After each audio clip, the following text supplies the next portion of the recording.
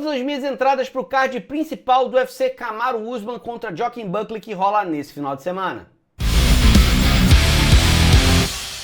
Fala galera, beleza? Sejam muito bem-vindos ao canal Contragolpe, eu sou o André e vou trazer para vocês todas as minhas entradas ou expectativas de entrada de aposta pro UFC que rola nesse final de semana, falando nesse vídeo do card principal. Se você quiser saber do card preliminar, tem um link aqui em cima, porque já soltei um vídeo falando das minhas análises pro card preliminar. Falando em card preliminar, tem uma luta que eu preciso corrigir, tá? O que aconteceu? A gente teria a luta do Rick Simon enfrentando o Charles Jourdain. Essa luta mudou, tá? E eu já tinha gravado o vídeo de card preliminar, então vou ter que corrigir agora pra vocês. Agora a luta vai ser Rick Simon enfrentando o Cameron Smoothman, tá? O Smoothman é um atleta bem mais jovem, tem poder de nocaute, tá pegando a luta de última hora, então ele pode complicar um pouco a vida do Rick Simon com esse poder de nocaute dele, mas a minha aposta continua a mesma, tá? Eu continuo indo back Rick Simon, acho que ele vai usar o jogo de queda e vai ganhar da mesma forma. Então, apesar da mudança do atleta ali, de agora a gente tem um perigo maior do poder de nocaute do Cameron, eu vou continuar com a mesma aposta que eu fiz no vídeo de análise preliminar, beleza? Agora sim, vamos lá pro card principal. Card principal a gente começa com a luta aí do Alonso Menifield, que vai enfrentar o Omar Sy. O Menifield tá com 37 anos e vem perdendo performance. Claramente não vem conseguindo se apresentar da melhor forma o Menifield. Apesar disso, ele ainda tem uma mão de marmita e o poder de nocaute está ali. É uma coisa que ele pode usar a qualquer momento na luta. Do outro lado, o Sy é um atleta invicto que é muito maior e tem um jogo de queda que é uma ótima ferramenta para usar nessa luta. Eu acho que o Sy vence o combate cozinhando o Menifield ali. Tem chance de finalizar, do Sy finalizar? Tem. Mas assim, não acho que é muito grande essa chance, tá? Então assim, a minha aposta pro palpitão, MMA luta e tal, é Sy vencendo na decisão. Para ganhar grana nessa luta, essa aposta não faz sentido. Por quê? Porque a odd está esmagada, 1.2 a favor do Sy no momento da gravação desse vídeo, o que dá um favoritismo muito grande para ele. O que eu vou fazer? Como eu acho que o Sy não vai conseguir finalizar o Menifield no primeiro round, eu vou entrar lei Sy no primeiro round. Ou seja, eu vou entrar contra o Sy no primeiro round. Decorrendo o primeiro round e ele não conseguindo finalizar ou nocautear, não encerrando a luta, provavelmente essa odd do Sy vai subir, eu dou um cash out e depois, a partir do segundo round, entro a favor do Sy. Então essa é a minha expectativa no primeiro round contra o Sy, a partir do segundo round a favor do Sy. Mansur Abdulmalik vai enfrentar Cold Brundage. O Abdulmalik vem com uma odd extremamente esmagada como favorito de novo, tá? Ele venceu a última luta dele, mas foi uma luta que ele enfrentou o Klein, que é um atleta que, na minha opinião, é pior do que o Brundage. E o Klein conseguiu levar ele pro solo e controlar ele durante todo o primeiro round. No segundo round, quando ele ficou de pé, ele foi lá e matou o Klein com um nocautaço. Então assim, eu acho que essa luta tende a ir na mesma direção, talvez o Brundage até resistindo e vencendo a luta, né? Vamos ver como é que vai desenrolar. O que eu acho? O Brundage vai vir com um jogo de queda, tá? Vai tentar grudar no Malik, travar o Malik no solo. Se ele fizer isso, deve vencer até o primeiro round e o Malik vai tentar ficar encontrando opções para poder nocautear. O Malik pode nocautear no primeiro round? Pode nocautear no segundo? Pode. A gente nunca viu o Malik em rounds mais profundos. O problema dessa luta é o QI do Brundage, tá? O Brundage, às vezes, ele entra no cage e fala assim, quer saber? Vou trocar soco aqui pra ver quem cai primeiro. Se ele fizer isso nessa luta, não coloque seu dinheiro nele. Então é uma luta pro live, tá? Se você entrar no live e perceber que o Brundage quer trocar soco, fique fora dessa luta e apenas assista, tá? Que provavelmente o Malik vai nocautear, mas nessa odd que tá 1.17, extremamente esmagada, não vale a pena. Agora, se o Brundage estiver buscando o jogo de queda, travando o Malik contra a grade, vale entrar lei Malik no primeiro round, tá? Porque essa odd do Malik 1.17 deve subir, a mesma coisa que eu falei do luta anterior, e a partir do segundo round, você analisa, vê no live. Se o Brundage estiver levando vantagem no jogo de grappling e o Malik cansado, sem saber o que fazer, dá pra você manter esse lei Malik até um pouco mais, até o final do segundo round, você vai reavaliando, tá? Agora, se o Brundage derrubou o Malik, mas ele levantou e você tá vendo que o Malik vai vir pra matar no segundo round, porque ele não ficou tão cansado assim, dá um cash out no final do primeiro round e entra a favor do Malik a partir do segundo. Pro palpitão, o meu palpite nessa luta aí vai ser a vitória do Malik por decisão. Cold Garbrandt vai enfrentar Raoni Barcelos, tá? O Cold Garbrandt, ex-campeão da categoria, tá claramente desacelerando, tá? Ele teve várias sequências de nocautes sofridos, tá? Se recuperou recentemente, mas na última luta acabou perdendo pro Davidson Figueiredo, lutou lá do UFC 300. Do outro lado, o Raoni, ele vinha num ganha e perde, a gente já tava perdendo as expectativas ali com o Raoni, que tá com 38 anos, mas na última luta ele pegou o Talbot, que é um atleta que vem nocauteando todo mundo, e todo mundo falou, Raoni não vai durar um round contra o Talbot, e ele não só durou quando deu aula e ganhou com uma grande performance aí o Raoni. Se ele apresentar a mesma performance que ele fez contra o Talbot, contra o Gabbert não vai aguentar. E essa é a minha expectativa, que o Raoni controle usando o jogo de queda, misturando isso com o jogo de trocação e dessa forma vença na decisão. O que me preocupa é se o Raoni quiser trocar soco contra o Gabbert, que apesar de não estar na melhor fase da vida, continua tendo uma mão muito pesada, tá? Então assim, o Raoni, você tem que ficar de olho, se você vê que o Raoni tá indo muito pro infight contra o Gabbert, dá cash out, porque pode ser que dê ruim pra você, tá? Mas a minha aposta pré-live é a vitória do Raoni por decisão. Essa também é meu palpite aí pro palpitão. A odd dele tá 1.68 no momento da gravação desse vídeo, que é uma boa odd, dá pra entrar direto aí a favor do Raoni.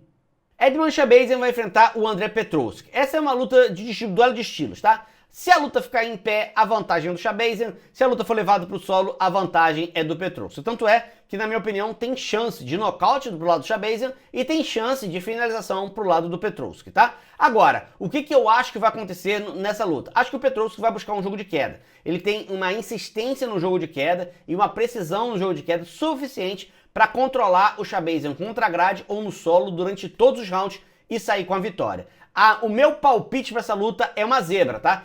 Eu vou de Petroski vencendo o combate, a primeira zebra que eu tô falando aqui do card principal, tá? Acho que talvez seja a zebra que eu acho mais confiável do evento inteiro, tá? Agora, você tem que ver na live, tá? Se o Shahbazyan tiver conseguindo defender as quedas, o Petroski se frustrando e não conseguindo quedar, não coloque sua grana no Petroski, coloque sua grana no Shahbazyan. Mas assim, pré-luta, pelo que eu vi do histórico dos dois atletas, pelo que eu vi das estatísticas dos dois atletas, eu vou de Petroski vencendo a luta na decisão. E como ele é zebra, já tá com uma boa odd, vou apenas na vitória seca do André Petroski. Rose Namajunas contra Miranda Maverick. As próximas duas lutas foram as lutas mais difíceis de analisar, na minha opinião, do evento, tá? A gente tem a Rose Namajunas, ex-campeã da categoria peso palha, subiu de divisão, teve algumas dificuldades nessa divisão, porque não tá com a vantagem física que ela tinha na categoria dos palhas, mas continua sendo uma atleta fenomenal. O que acontece pra mim nessa luta, a Rose Namajunas está como favorita com 70% de favoritismo, tá? Ela é uma atleta que tem um jogo de trocação muito bom, ela se movimenta muito bem, e isso garantiu pra ela um bom jogo, por exemplo, contra a Jéssica Batistaca, que ficava rodando atrás dela, tentando buscar um nocaute, e ela conseguia se movimentar muito bem, e a Batistaca não conseguia chegar nela, tá? Mas contra atletas que tinham um jogo de queda, como foi contra a Carla Esparza, como foi contra a Blayfield, ela teve dificuldade e acabou até cansando em rounds mais pra frente. Então assim, o jogo da Miranda Maverick é basicamente buscar queda. A Miranda Maverick não vai querer trocar pancada contra a Namajunas. Em toda vez que ela enfrentou um atleta que era muito superior a ela no jogo de trocação, a Miranda Maverick são 5, 6 tentativas de queda por round. É uma brutalidade que ela vai travando a luta o tempo inteiro e faz um jogo horroroso, tá? Então assim, é horroroso, mas é eficiente e ganha a luta. Então assim, eu vou de Miranda Maverick. Ai meu Deus. E contra a Rose Namajunas, contra os meus princípios morais, mas assim, o casamento de luta é um casamento que favorece a Miranda Maverick. Muita gente olha pra Maverick e fala assim, mas ela é pequena. A Miranda Maverick é 4 centímetros menor apenas do que a Namajunas e tem mais envergadura do que a Namajunas. Então se vê que nessa categoria, a Namajunas sempre parecia maior, mas agora nos moscas, mesmo uma atleta pequena, tem tamanho compatível com ela. E o frame, a largura da Maverick é maior do que a da Namajunas. E talvez ela tenha a força e a pressão suficiente para travar a Namajunas contra a grade, tá? A outra opção é a Namajunas se movimentando muito bem, evitando o jogo de queda da Maverick o tempo inteiro. Se isso estiver acontecendo durante o primeiro round inteiro, dê um cash out, tá? Porque provavelmente a Namajunas vai conseguir sair com a vitória por decisão. Então assim, é uma luta pro live, tá? O que acontece? Se você entrar contra a Rose Namajunas a 1.35 e a Namajunas evita o jogo de quedas ali da Maverick e fica no jogo de trocação, mas sem nenhum golpe muito fulminante, que dê um knockdown, coisa do tipo, essa odd da Namajunas não deve variar muito ali, tá? A chance dessa odd variar é se a Maverick conseguir uma queda.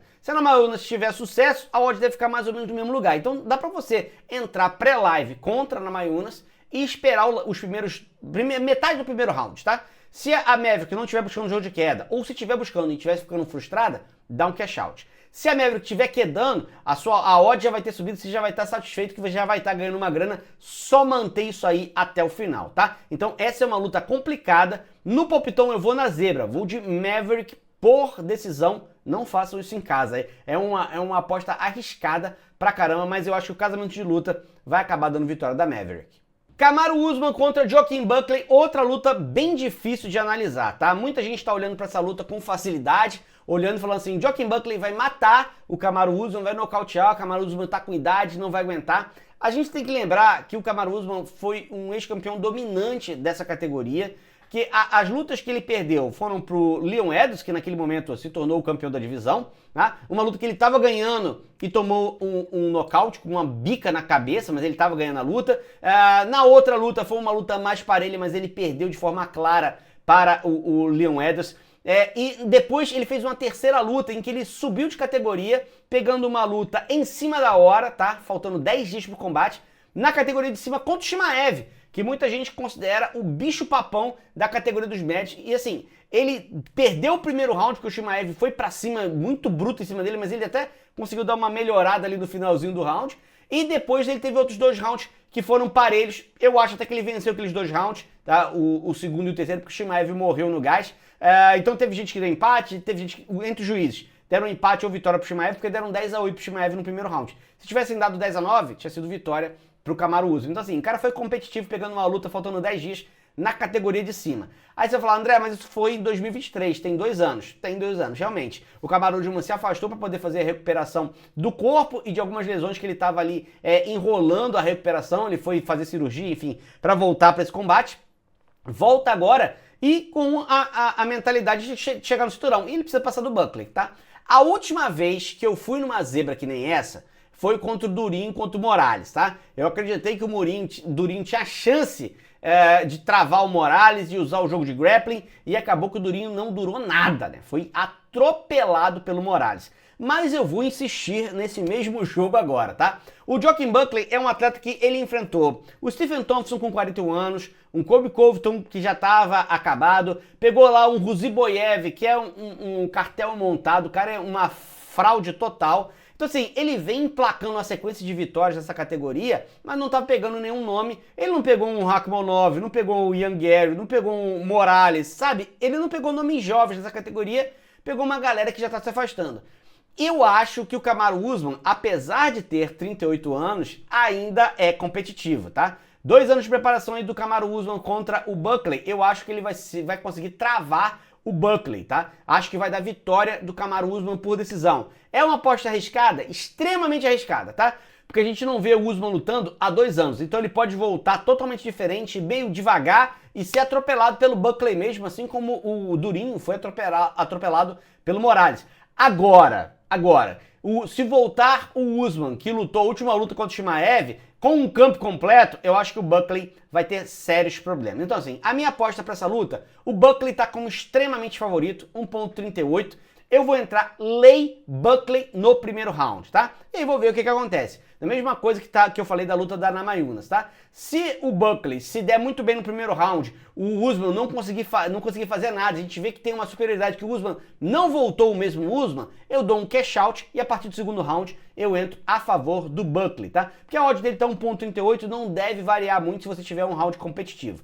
Então, assim, a não ser que o Usman consiga uma queda ou um knockdown, ou o Buckley consiga uma queda ou um knockdown muito forte, um round muito forte para ele, não deve ter grandes variações nessa odd aí, porque o Buckley já tá muito favorito. Então, a minha entrada, primeiro round, é Lei Buckley, e aí, a partir do segundo round, vou olhar o live para saber se eu mantenho ou se eu troco para back Buckley, ou seja, a favor do Buckley a partir do segundo round. As lutas estão complicadas e precisam do live para você entender, então se você não entendeu o que eu falei no vídeo, assiste de novo, olha de novo, pausa, anota, para você entender as jogadas. Você entra a favor de um quando isso é conveniente para você. Deixou de ser conveniente, você vai para outro lugar. Então é importante que você preste atenção para não perder grana aí nesse evento, beleza? Espero que você faça green, porque se você fizer green significa que eu também fiz. A gente se vê na próxima. Um grande abraço e até mais!